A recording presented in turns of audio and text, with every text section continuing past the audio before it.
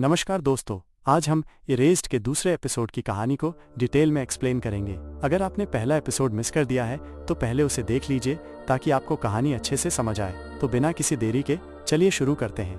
Episode 2, पलटते हुए पन्ने, palm of the hand. Scene, Satoru का अतीत में जागना। पिछले एपिसोड के अंत में हमने देखा कि सतोरू अचानक अपनी यादों में 18 साल पीछे साल 1988 में पहुंच गया था। अब वो एक 10 साल का बच्चा बन चुका है, लेकिन उसका दिमाग अभी भी 29 साल का ही है।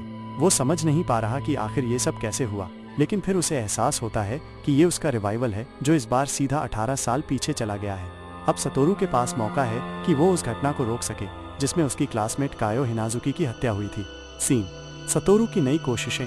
सतोरू अब ये तय करता है कि उसे हर हाल में कायो को बचाना है। वो क्लास में ध्यान देने लगता है और पहले से अलग तरीके से बिहेव करने लगता है। जब उसे याद आता है कि कायो की जिंदगी कितनी मुश्किल थी, उसकी माँ उसे मारती पीटती थी, वो हमेशा अकेली रहती थी, कोई उससे ज्यादा बात नहीं करता था। सतोरू पहली बार कायो से खुलकर बात करने की कोशिश करता है। वो उससे कहता है, क्या तुम भी कभी गायब होने का सोचती हो? ये वही लाइन है जो कायो ने डायरी में लिखी थी।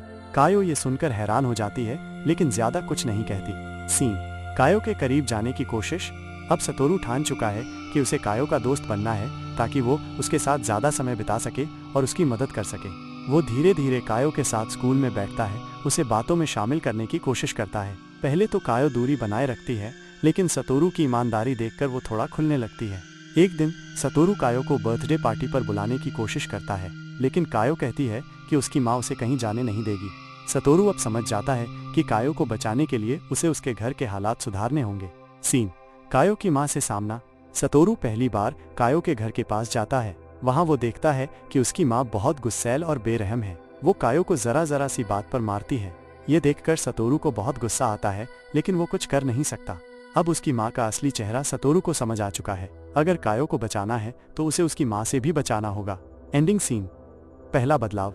एपिसोड के आखिर में सतोरू कायो को अपने साथ ज्यादा से ज्यादा समय बिताने के लिए कहता है। वो चाहता है कि इस बार चीजें बदल जाएं। अब सवाल ये उठता है, क्या सतोरू कायो को बचाने में कामयाब होगा? क्या वो असली कातिल को पकड़ पाएगा? इसका जवाब मिलेगा अगले एपिसोड में। अगर आपको हमारी कहानियाँ या एक्सप्लेनेशन पसंद आते हैं तो हमारे चैनल स्टोरी क्राफ्ट क्रॉनिकल्स को लाइक और सब्सक्राइब जरूर करें।